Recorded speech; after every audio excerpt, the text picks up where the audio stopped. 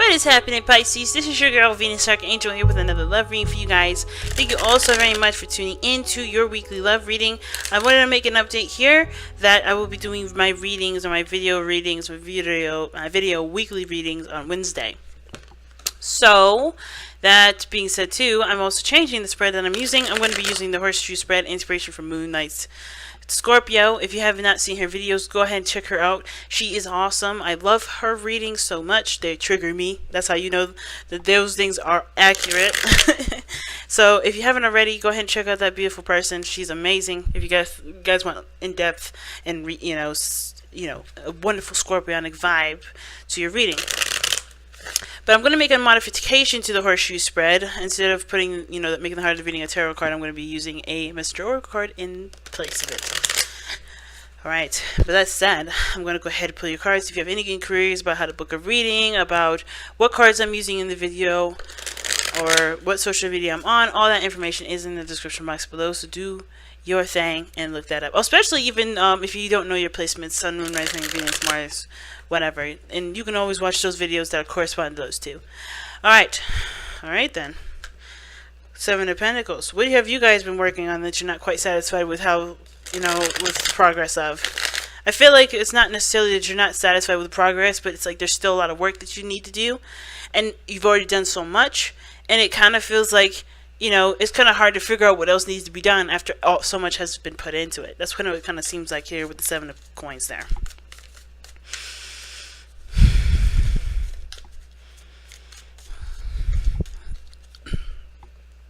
Alright, the past is suggesting here that you have the Sun, the present, the Knight of Swords, good for you guys, and your future is the Four of Coins, okay? The best path to follow is the Queen of Wands, external energy is the Wheel of Fortune, the hopes and fears is the Ten of Coins, and your outcome is the Four of Cups. Now, your underlying energy is Two of Wands. This is about making a decision about what path you're going to be taking, how you're going to pursue your happiness. What's the first step you're going to be taking to pursue your happiness? Underneath that, King of Cups. It's about love, man. Love. And if this is not a relationship reading, I have no idea what is. Alright, this is definitely talking about pursuing your love and your heart's desire. And the card that you have here is Heed the Messengers. This is talking about not ignoring your intuition, not ignoring your desires, not ignoring your heart, and not ignoring your mind and what you know. It's truly standing by what you believe and listening to your intuition as you pursue the things that you want to pursue, right? You're never alone in your journeys. And to act like you're alone in your journeys is disenfranchising yourself and ignoring those intuitions, right? So don't allow yourself to think that, this is just you. You have to kind of, do this on your own. There's always your guidance system around you right now at this present moment, telling you what is and what isn't, helping you go down the right path, or going down the path that you believe is fair and right. Okay? The signs are always going to be cautioning you. Now, by the way this reading is looking already, it kind of looks like there's a situation where there's an opportunity to strike or to get something or to have a situation be very prosperous in your life. And I think it's great. I think it's really cool. But the only situation that I would see here is really just trusting yourself and going for it, right? Not making yourself comfortable, but really going ahead and grabbing it, right? And doing what you have to do to be the happiest that you can be. It almost feels like you guys are fighting very hard for something as well, and I kind of get the impression that, if fought too hard, the reward may feel like you've, cut yourself short, and you're not really interested in how the relationship turns out. You maybe feel like, you're ready to go ahead and tackle on something new, like you're really ready to change things up the second you start having something here. But I kind of get the sense of this is that there's no telling what the future has to offer. I feel like you have to just trust what you're going to, trust that you're going in the right direction first and foremost, and just kind of play it by ear then. Instead of, holding back or holding on to something, clinging on to something tight enough because you work so hard to get to this standpoint. Now, what I like is in this reading is that you have the sun in the past, which would suggest that you have clarity in your situation from the very start. So you have nothing obscuring your vision or obscuring your view, nothing going on that would seem deceitful, and if they were, they came to light. The sun is all about illumination. So there is nothing that's literally clouding your judgment or making you feel like something's not right. Okay? I do like that, guys. And the sun would also talk about the potential for great happiness, the paths to potential to great happiness. So you know what steps are needed to take in order to make to make this relationship work, make it possible. There's obviously a road that you can go down. And I feel like you guys right now are going down that road. You guys are going down, speeding through it. Like, you guys are like fighting for what you believe in, going for it. You're tunnel visioning your dream. And it can be that you want it so badly that it can come off as a bit aggressive. So, the Knight of Swords is not one that would pass up a fight, especially if it's in regards to what he's concentrating his energy on. But I kind of get the vibe too. I kind of get the feeling that the Knight of Wands, or Knight of Swords rather, is someone that you're dealing with, a Gemini. Can be another air sign too, Libra, Aquarius, or someone completely different, someone else is aggressive. But I feel like either you guys are met with combativeness as well, or someone else that's trying to shove their truth down your throat, even though you know what you're going for.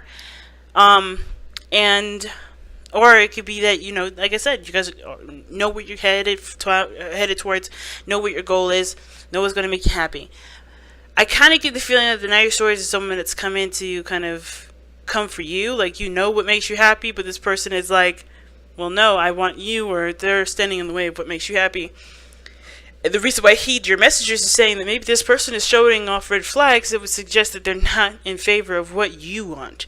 They're only looking for their own interests, and the Knight of Swords is not thinking about other people's hearts or other people's beliefs and not being considerate at all. He's focusing primarily and solely on his own belief system and truth and etc.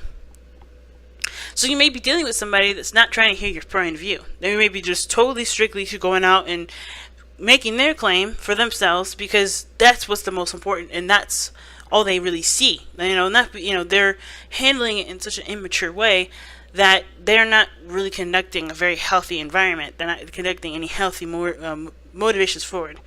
Now, it doesn't have to be a Gemini. Like I said, it could even be you that's maybe doing this. But it doesn't. But there's somebody here that can indicate that there's something that's going on that would suggest that this person is being too aggressive. Okay, but I don't know how much of that would resonate with you guys, because the biggest picture I see is that there's a clear path that's illuminated ahead, and somebody's going down that road of happiness here. And I don't see this as an obstacle. I do see this as somebody that's definitely either challenging you, or you challenge you tackle the challenges as they come head first and ready with vigorous intent to solve that obstacle or solve that problem, and get to what makes you happy. Now the future shows the Four of Coins, and the future is very interesting because you go through all this wonderful energy to a place of stagnation. And I think this is not necessarily a bad thing, especially if you've been fighting for what you want. You want to kind of hold on to what you've got. You want to appreciate what you've been working hard for. And I feel like after all of this, the Four of Coins, it doesn't mean that you're just, you're not opening up, you're not allowing things to come in, unless this is somebody that has come into your life to start fights, start, interjecting their own truth and not allowing you to speak, which therefore you react to that response as, well, I guess I'm not going to communicate, I guess I can't say what I feel, and then not fight for yourself, but just corrupt or crumble under the pressure of someone else's demanding truths, which that's what I would see here, and that's why I brought up that message that I received prior. But it can also, to me, if this is you guys trying to go for what it is that you want, it makes sense that you want to kind of be okay with be okay, stabilize, just kind of gather your bearings. And I don't usually see the Four of Coins as gathering your bearings. It's more of like, oh my God, well, I want to expand, but I've worked so hard for this. or work so hard for this, and you start becoming more stiff in where you are and resist changes because you have worked so hard for where you finally are. Even though you deserve to have the 10 of coins, you can't get there if you hold on to something and not look to change it, or not look to take risks on what you've put hard work into building a foundation on and testing that foundation to see if it's truly stable or not. And a lot of times when we're clinging on to something, or how things are, clinging on to the old ways of something, it's usually because we know that it's unstable if we do something different. And that understanding or awareness of something being unstable is alarming, because you already know that if you do something differently, you're going to have to not only probably work on what's not stable enough for you to be able to branch out and continue to grow and move toward a higher stance or higher place of commitment with you in a relationship, or whatever stance or whatever progress that you're trying to make. It's a lot of changes and a lot of work to kind of work on building a foundation as well as push forward. But it starts by knowing what you deserve and knowing what your value is. Which was why the 7 of Pentacles even came up in the first place. It had nothing to do with just, hey, you're working hard at something, you're not quite there yet. But it's also like, what do you believe that you deserve based off of how much work you've been putting in, right? Reevaluating what your value and what your worth is, and if that process is a match to that. Okay? So I kind of feel like there's 2 ways to read this, or a couple more ways. Mainly that someone is coming into your situation, therefore, and then like this aggressive about their truth, not trying to hear your truth, very immature about how they carry conversations, and they're not really listening. So you end up shutting down and shutting up, and just letting this person just kind of do whatever they want to do, even though you know you deserve more than just being silenced and going along with someone else's ideas, because you know obviously what makes you happy. Or it could be that you guys go and fight for what you believe in, fight for what you want, and you end up holding on to what you finally feel like you finally gained, even if it's not completely what 100% what you wanted. It's still somewhat in the direction that you did want, and you hold on to it and try not to push any further because you feel like you're pushing the envelope, And that even then is like not allowing yourself to be that authentic self, which makes sense why the Queen of Wands is your best path to follow.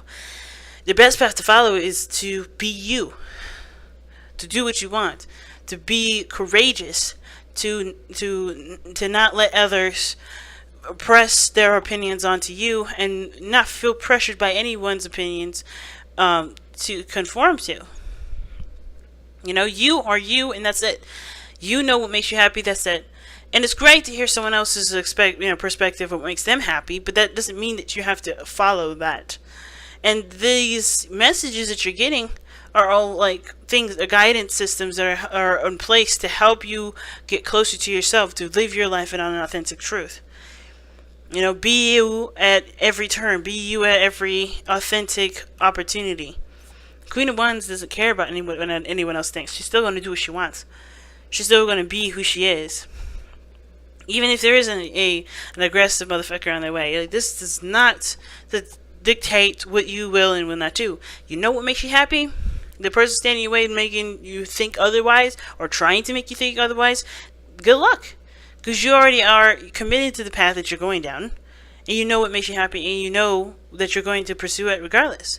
Don't be afraid to continue to expand on the relationship that you have, even if you get to a point where you feel like you're close to making a resolve, even if it means that it gets really tough and gets really aggressive. Don't settle for anything less, because it's getting difficult, it's getting intense, and it's getting someone's getting aggressive. If this person's getting aggressive, then does this mean that you should stay in a relationship with someone that's refusing to not only change, but that they're willing to get aggressive with you, to just make that stance clear?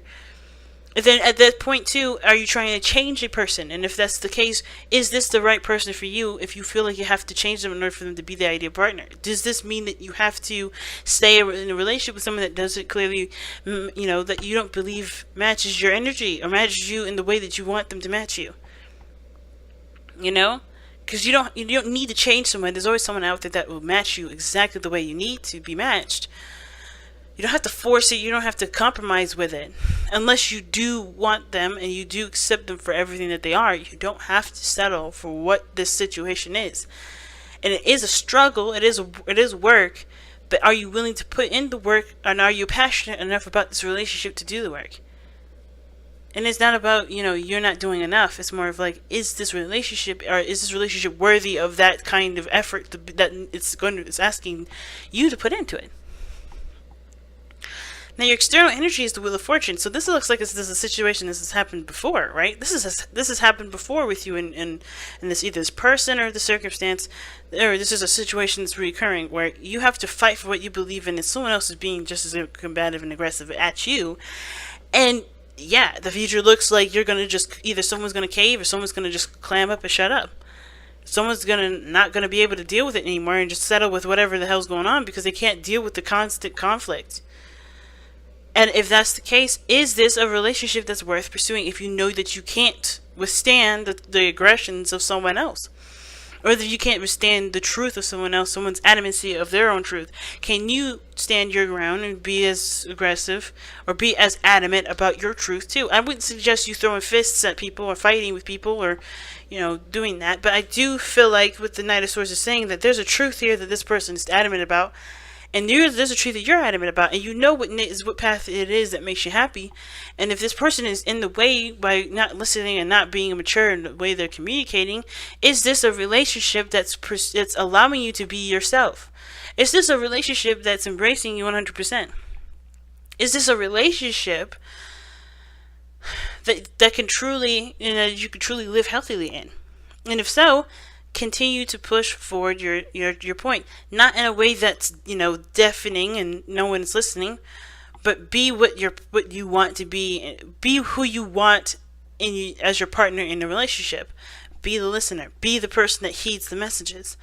Listen to this person, but then once you're done listening and truly understanding to them understanding where they're coming from, be ready to communicate from a standpoint that you would expect the same respect back. And if you can't get that back, then there's something going on that you have to look a little closely at. Again, heeding those messages. If this person cannot listen to your perspective after you've taken the time to listen to this perspective, because the Wheel of Fortune is all about doing something differently. You've had this situation come up before, whether you were too aggressive towards something or someone else was aggressive towards you. But you have to do something different about this kind of energy. You can't go about it the same way that you have been, or you can't go about it the same way that that obviously doesn't show much change. You have to do something differently, and it may have to do with the fact that you have to approach something a little differently. You have to go on a totally different path. Knight 2 of Wands, right? Figuring out what changes do you have to make regarding your communication, so that way you can feel more more capable of being free and respected and happy. Now, your hopes and fears is the 10 coins. And I get that. You want to have a relationship that is happy and full of respect, that you can live generations with, you can really start building some really crazy foundations with. Like, you want to see, perhaps this relationship go longer, or you want this relationship to take a stance into something a little more serious. You want this relationship to be a success. You want to be successful in this relationship. You want to be successful in life. And the way you do it is by either being more assertive, is by no longer allowing anyone else's agendas or perspectives to be, the forefront of the line, when you know how things are going to have to be for you. You know what makes you happy and what actions you have to take. In regards to getting to the happiness. And if that's the way, if that means you have to be a little more assertive, if that means that you have to, conduct yourself in a different way than obviously being aggressive, then it means that. Your outcome shows the 4 of Cups. And the 4 of Cups is very interesting to get here, because it starts to look like you even though you feel like you're emotionally stuck. 4 of Coins, 4 of Cups is not a good combination, in my opinion. It's like you hold on to something, but the reason why you just get to this point is because you're dissatisfied with going to a goal because you feel like you're roadblocked. You know, like everything, like you've already tried this, you've already tried that, but the real situation is that you're holding on to a comfort zone that hasn't been showing you any changes in the first place. You have to do something different. The outcome is showing that, hey, you've done a lot of things, but you're still here at this point here. You're at a place where you're not growing, you're not progressing, you're not moving forward, you're not growing. There's nothing going on. And it's not because the outside situation is the problem, because you've done everything. It's clearly that you have to shift your focus away from what is not making, what's not growing, what's not making you happy, towards what does. Towards the Ace of Cups. It's a hard one, man. It's not an easy venture here. Wow. Let's take a look at the Power of Surrender. See what you guys got for this week.